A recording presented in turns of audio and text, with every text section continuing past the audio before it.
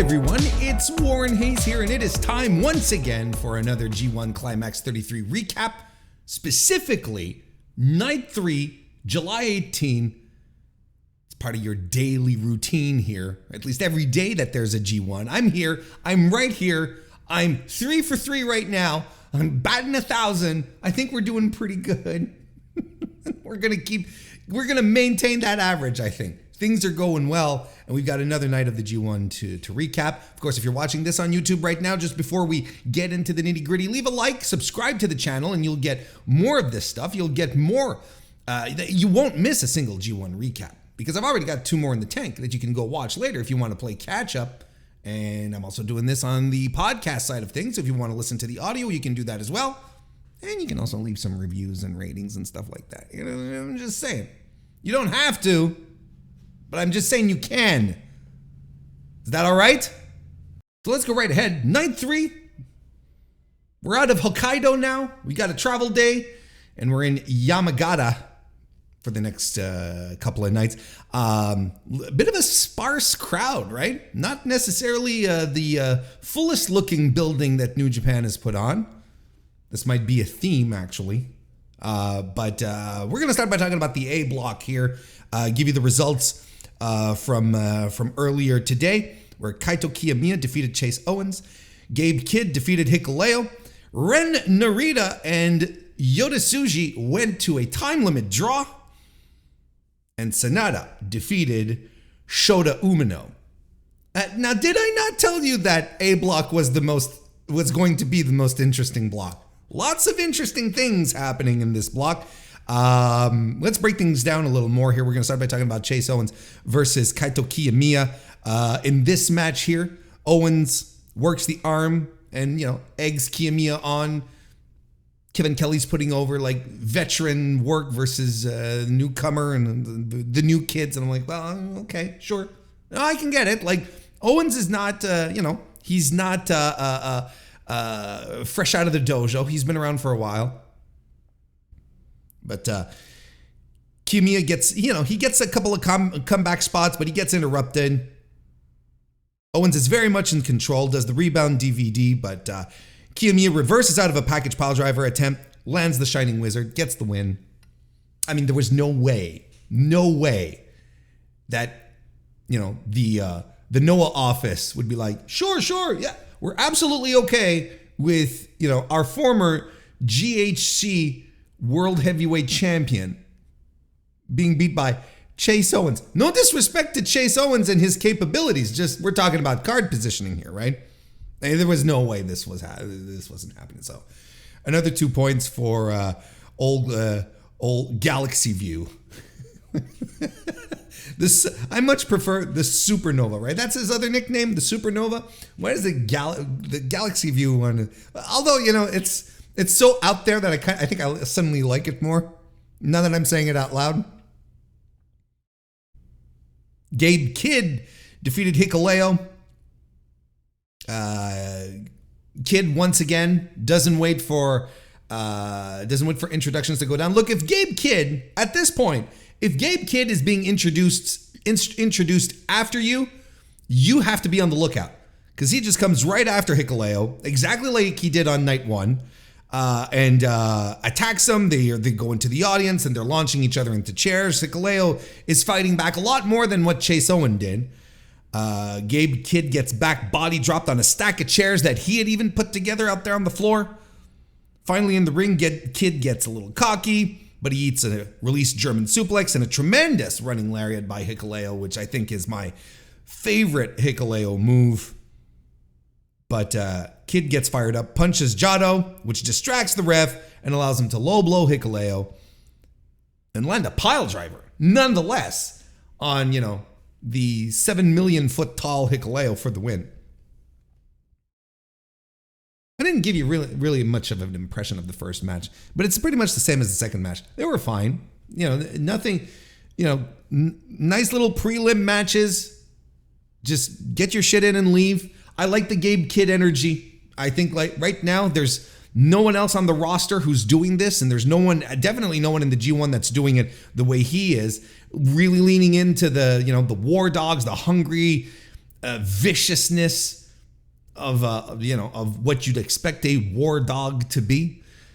So no, I'm all for this Gabe kid. I think it's dope. I think it's great. I think it's probably some of the best stuff coming out of the whole rejuvenated Bullet Club right now is what he's doing. So I'm all for it. I hope he continues doing it throughout the entire G1 and he gets his first 2 points here. But the matches in and about themselves, they're fine. But unless you're a completionist, you really don't have to watch these. But they're fine. Nothing wrong with them. Nothing great either.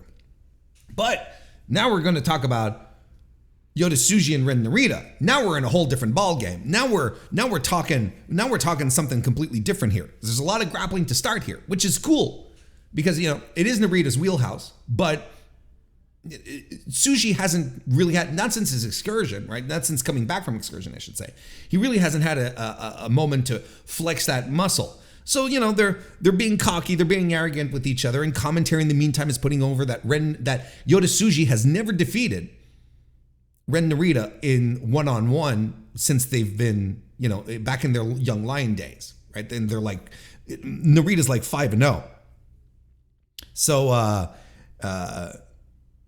there's a lot of that to begin with, and then Tsuji starts pulling out that personality, and he starts mocking Narita, and then Narita gets hot, and so he does what he has to do, but then he tosses Tsuji to the floor, and then Tsuji gets hot because Narita is keeping him from re-entering the ring, and I thought that was fun. I thought that was dope. Both using different levels of mind games here. Head scissor takedown by Tsuji is hit. We get the kitchen sink by Ren Narita, who chokes Tsuji over the top rope. Then a little later on, Tsuji dives onto Narita on the floor, and he almost kills himself. He Kyle Fletchers himself over the barricade. I was like, Jesus, man. A lesser man would have been cut in half. Hell of a spot there. Got the crowd up on their feet. Half hatch into a bridge by Ren Narita, and Tsuji tries to have Narita submit with a Boston Crab, which is of course the young lion finisher of choice. And I liked that spot, and I'll tell you why I liked it. Because Narita's trying to reach the ropes, and then Tsuji is he reaches over and he grabs one arm and tries to reach for the other. He can't get the other one, so he was trying to tie him up, make sure that Narita wasn't able to get there, but Narita was just a little smarter, a little wilier on that one. At 5 minutes left, we get a German suplex with bridge by Ren Narita, sit out slam by Tsuji. 3 minutes left, a stomp by huge Tsuji, and but later on a running knee, flying knee by Narita. Then we get the half hatch suplex again. Narita hangs on to wrist control, but it goes against them because Tsuji does a V trigger and a headbutt. Just a great sequence there. They both tumble. There's a minute left. They're on the top rope. Narita decides to start pulling submissions on the top rope. Like, doesn't he know better? And I know Kevin Kelly was doing his best to be like, oh, he doesn't realize the time. He has no knowledge, no understanding of how much time is left. Maybe. Still look kind of stupid, a little goofy, not gonna lie. Trying to do submission holds on the top rope with 20 seconds left. Anyway, this goes to the draw. And okay, so I like this match a lot. I think I didn't like it quite as much as Narita and Umino from night one, but splitting hairs probably here. Yeah, in large part because of the finish. I thought the finish for night one was more satisfying. This, I'm like, what the fuck is he doing? Kind of thing. I'm like, But this was very good, and it continues my theory, and I think a lot of people are jumping on board now, that the Musketeers are all going to draw against each other. I think they're all going to pull draws. What's left? Umino and Tsuji. I think this is going time again. Now I think this is significant. I think these musketeer matches that we're seeing here, I think they're significant. If they're doing this, if they're all going to do draws here, and even if they don't on the second night, I think the story is already here, and we have to lean into it. And I like it, and I weigh how it's done. I think what they're doing here, they being New Japan and the boys, of course, they're creating the basis for the future, for future matches, future feuds. I think what we're seeing here is history in the making. I think these are matches that in 20 years, we're going to be looking back on, I'm going to be, suffering the post effects of my third stroke. But still got to get the first one going. Long-term storytelling, Warren. We're going to get to the point where we're going to look back at these matches and we're going to be like, this is where it all started and this is how it started. So I think these musketeer matches, these Reiwa musketeer matches are significant in that respect. When I look back on night one with Narita and Umino, I'm like, yeah, this is absolutely it. And I even mentioned it, but in a different way. On night one, I said, this is a match that will serve to build stories and feuds and is the catalyst for their future as stars within this company. And they're moving forward with this, but for clearly all three guys. So, if New Japan follows through with these three, and of course, if the guys, do what they need to do to stay in this spot, we're watching something special. We're watching the genesis of something. Imagine going back and being there for the first few matches, the first determining matches for Jushin Thunder Liger. You were there and you were watching, Okada Tanahashi for the first time. The first match where, the one where Okada wins the belt. This is the one I'm talking about. You go back to those and you're like, holy shit. And look at how these matches have established the direction for New Japan moving forward. I think we're in it. These are not insignificant matches that are happening. It goes beyond the G1, goes beyond the points, and this was a good match on top of it. Solidly worked. The guys are hungry. They're both. I thought it was a good showcase of what both of these guys are capable of doing. If only, Tsuji still comes across as the more complete guy. Because if he's going toe to toe with Narita and doing the grapple shit, and then he's turning around and he's flashing those huge charismatic smiles and dropping dudes on his head and, impaling himself on guardrails, doing dives and doing head scissors at 250 pounds. What is he? 240, 250, 245? Let's say 245. That's a good medium. Like, what are we doing? He's the most complete dude that they have right now in his 20s, ready to go. It's a good match. And then the final match of Block A. Let me get through my notes here. I don't know why everything is so reversed. Final match of Block A for the night was SANADA versus Shota Umino. Now, big reactions for Shota. And listen, I've got nothing much to say about the match, okay? Because I thought the match was okay, well worked, and very dry. That's essentially what I want to say here. And I think that's the problem with this match. Ultimately, that it was okay. This is your world champion. This is your top guy with the top belt who is already struggling with credibility. He should not be coming out, first and foremost, where his challenger is getting bigger reactions than him. And Shota worked hard again. Like, more and more, I am joining I am getting back on the Shota Umino train. SANADA, he still he still hasn't found that thing, and he hasn't found the connection. And I don't know, I don't care how many times he gets outside of the ring and points to his ear to get the audience cheering for him. It just doesn't happen organically. It doesn't happen naturally. And your champion should not be going out, especially in the G1 Climax, and having ordinary matches. I should not be sitting here telling you this was a 3-star match or a 3 1/4. Your champion should be tearing the house down. He should be getting people invested. I am, and look, I mentioned it at the beginning, and look, I apologize, I don't have the data for attendance right now. But SANADA was here. He didn't pack the house. No one packed the house, but you look to your world champion, right? Your top guy.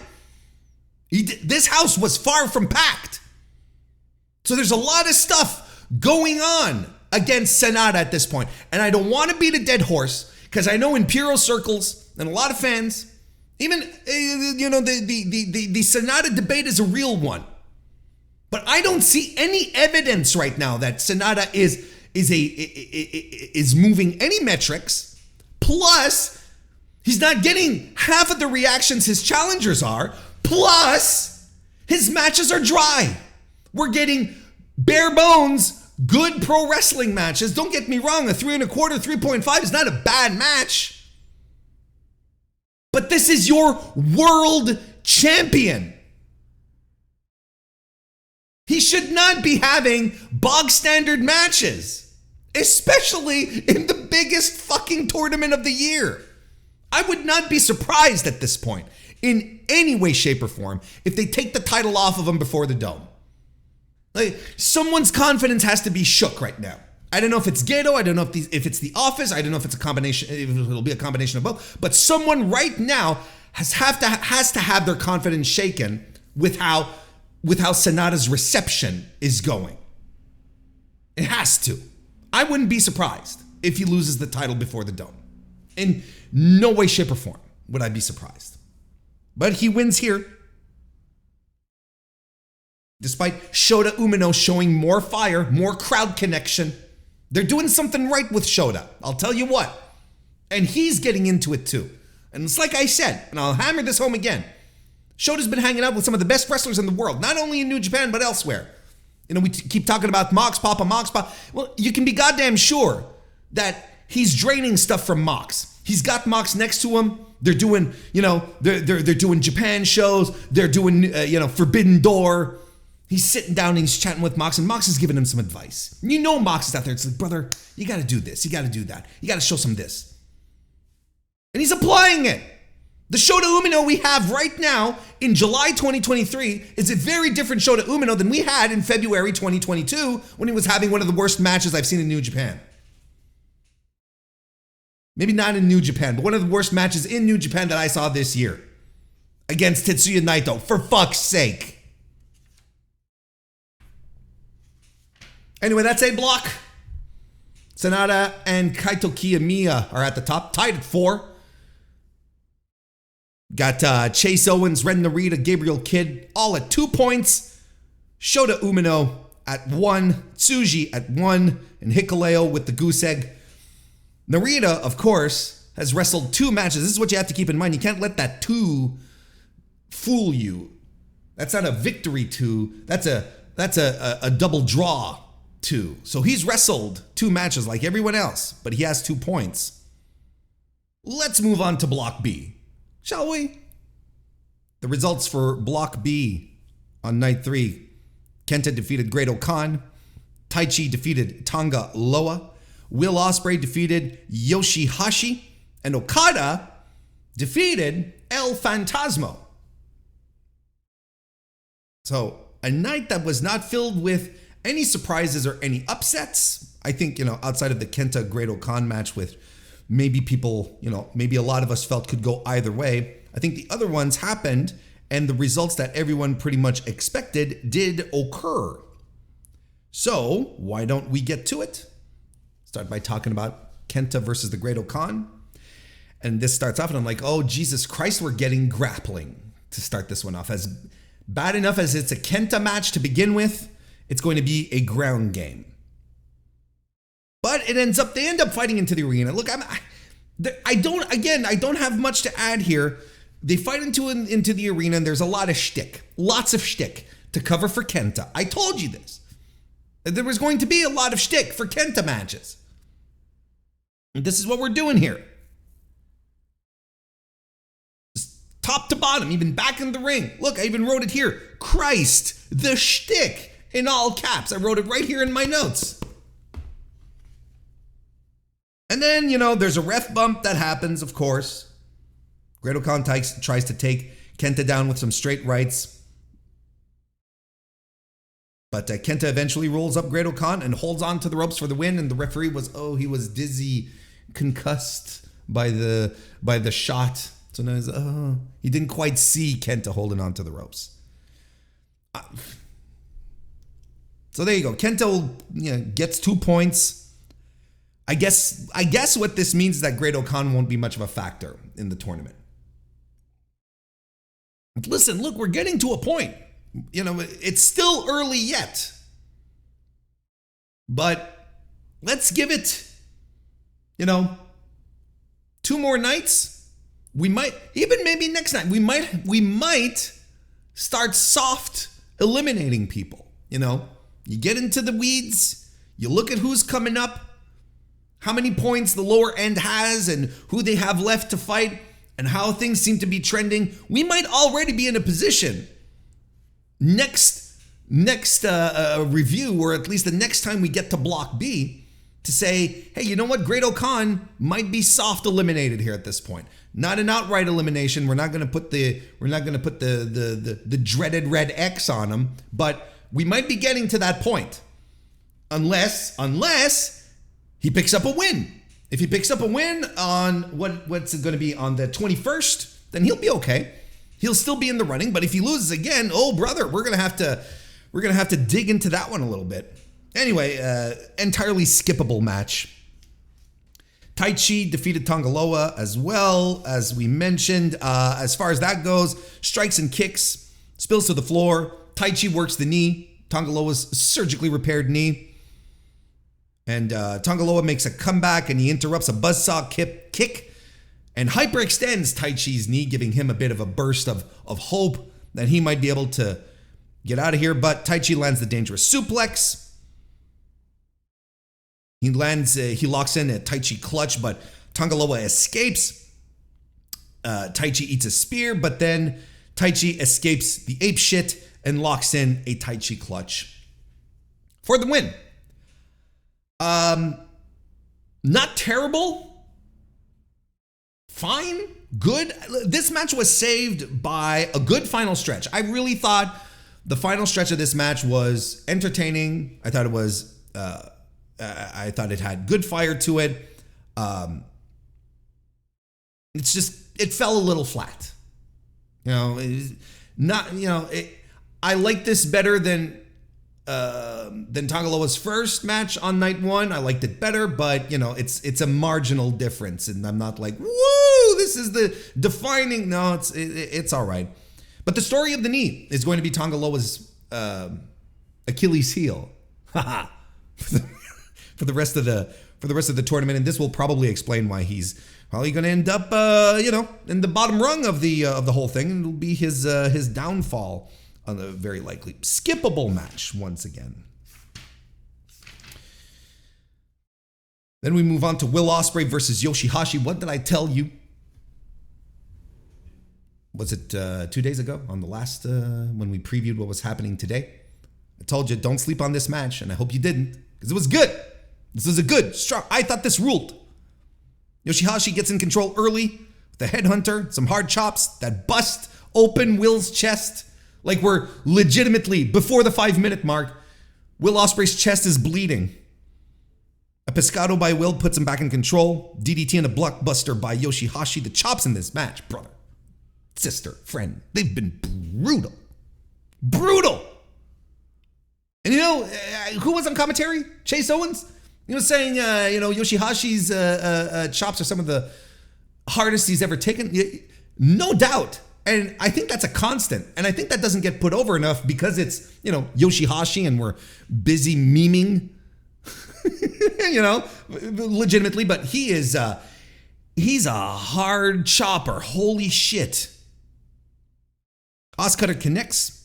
Yoshi-Hashi does a Kumagoroshi, excuse me, and a destroyer on top of that. And Will is bleeding from the mouth now.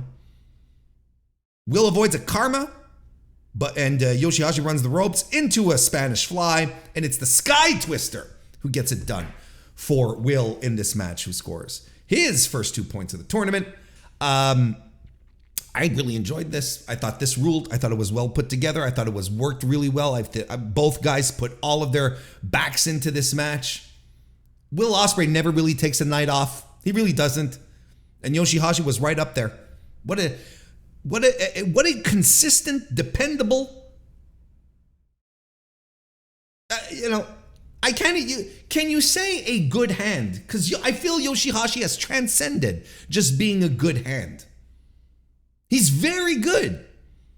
He's never going to be the guy, but he's kind of like in that, Ishii realm now. Don't hit your keyboards just yet. I think Tomohiro Ishii is a vastly superior pro wrestler, but Yoshi-Hashi and what he does and how he delivers in matches is consistent, is good. He's one of these guys that you're just going to throw him in a match with someone and something decent is going to come out of it. And when you put him in with the big guns, with guys like Ospreay, and a little later on we're going to get Yoshi-Hashi and Okada, and that's going to be great. We're going to get Yoshi-Hashi and Taichi, and that's going to be great. You put him in all these matches and he's going to deliver.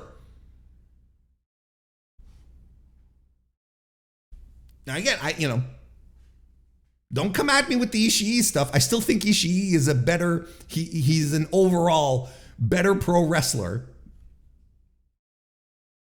But the intent is there. Just as much as you can depend on Ishii to bring out, to get a killer match, to deliver killer matches, Yoshi-Hashi will be dependable in getting great matches out of people as well. Good, great matches. He's not going to slouch. Anyway, despite it all, he didn't win this one. Are we already at the main event? Did I do all 4 matches? Did I do 3 matches? Yeah, we talked about Kenta. We talked about Will Ospreay. We talked about Great Okan. We talked about... Yeah, okay. We're at the main event. I'm losing track of things. Kazuchika Okada defeated El Phantasmo. The pride of Maple Ridge, British Columbia. What are we doing here?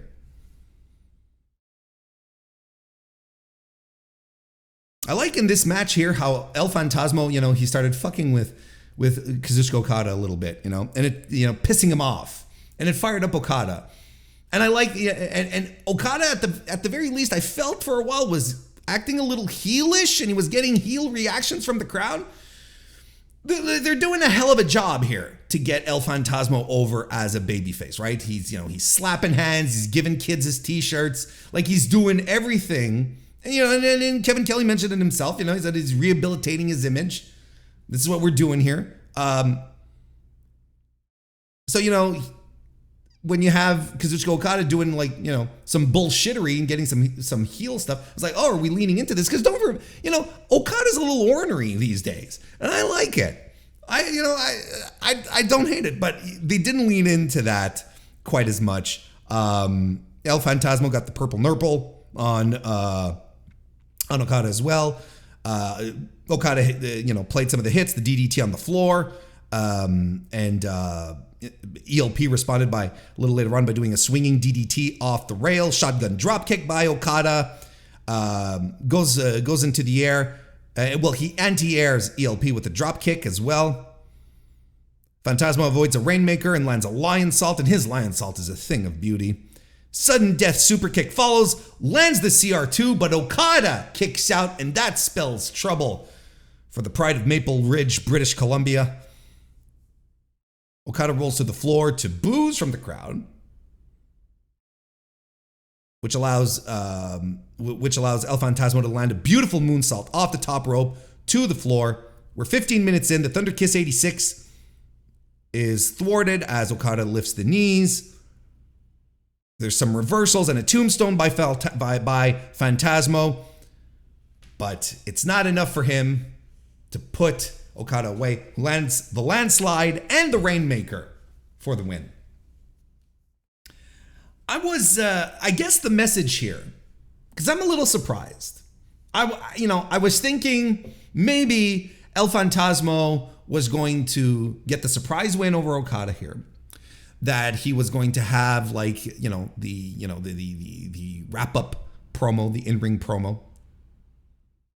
And he was going to, and this was going to be like the start of something big, babyface wise. But no. I guess the message here is that ELP isn't ready to switch lanes just yet, if ever. Despite being over, I think he's over with the crowd. I think the Japanese audiences really love him. The question is, when do you pull the trigger on ELP? Because a lot of people talking and saying, he's upper mid-carder for life. It's going to depend on him. It's going to depend on his booking. We know how this goes, but you can tell that there's something that's not quite there yet, and Gaeto's not ready to go all in on ELP just yet. But that's fine. This is going to mark his first full year as a heavyweight, and long-term storytelling in New Japan is absolutely a thing. It does exist. There's still time for El Phantasmo to build up a head of steam in this G1 and pull out some great matches and he can still have a tentpole match with Will Ospreay if it's not going to be the Okada one. Might be with Will Ospreay. I thought this was a very good match until we got to the final, with a great final stretch, excuse me. The final stretch was particularly interesting, dynamic, fun. And look, Okada is Okada. What are you going to do? He's one of the greatest to ever do it. Never take that away from him. So, the standings for Block B right now. We have Okada and Taichi up there at 4 points. Then we've got a whole field of 2 points. YOSHI-HASH, Tanga Loa, KENTA, Will Ospreay, with Great Okan and El Phantasmo goose-egging at the bottom of the list. So that's where we're at right now. Again, still very early. Lots of things that can happen. No point in overtly analyzing the blocks right now.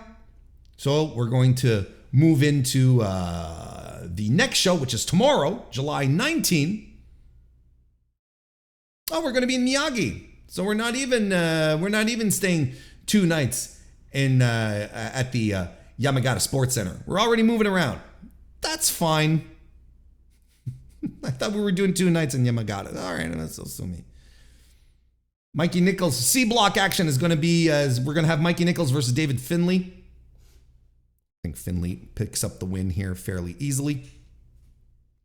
Eddie Kingston versus Evil. This is one that I don't know how this is going to go. It's going to be Evil shenanigans. This might be chalked up as a loss for Eddie Kingston. Might be like the detrimental loss that'll keep him from maybe advancing in the block or whatever, but I don't know how Eddie is going to compose with this. I don't know how this one's going to go. This one has me trepidating.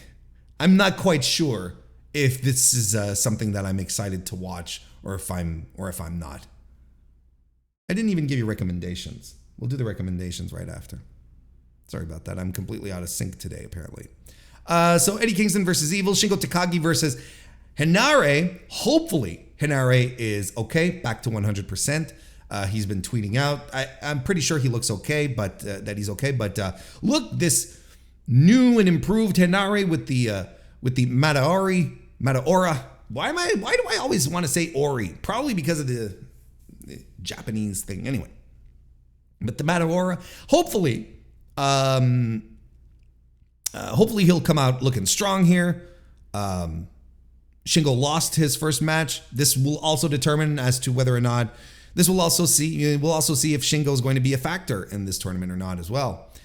And Block C is going to be main eventing with Tomohiro Ishii versus Tama Tonga, which should be a good time.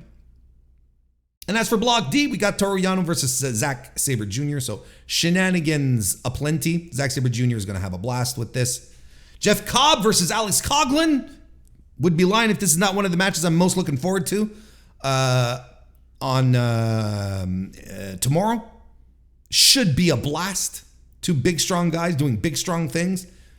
I would assume Jeff Cobb continues to be a force in the block. Hiroshi Tanahashi will be taking on Shane Haste. Okay. This is an interesting one, which I would assume Tanahashi should be able to put away, but this is one of these, this is the match much more than the Zack Sabre Jr. one, where we're going to see just how much Tanahashi can still carry. Shane Haste is fine and all.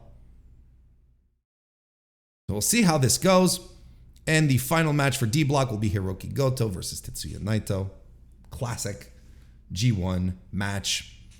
There you have it. As far as my recommendations go, I forgot to give you my recommendations. I should have done this before the little preview for tomorrow. As far as recommendations go for night 3, I really don't have any to give you. Outside of this caveat, this little asterisk, if you want to see a potentially historic match for New Japan, if you want to make sure that you're on the ground running in regards to these Reiwa Three Musketeers, you should go watch Yota Tsuji and Ren Narita. It's a good match. You're not going to be bored by it. It's just not one where I'm like, this is absolutely required viewing. Again, I liked it a little less than Narita and Umino from night 1, but it's still a good match. And I think the potential, its historical potential, makes it one that you should seek out, but it's not your blow away match from the G1. And look, overall, this is a good night of pro wrestling. Don't get me wrong. Outside of, I don't think there's an outright stinker.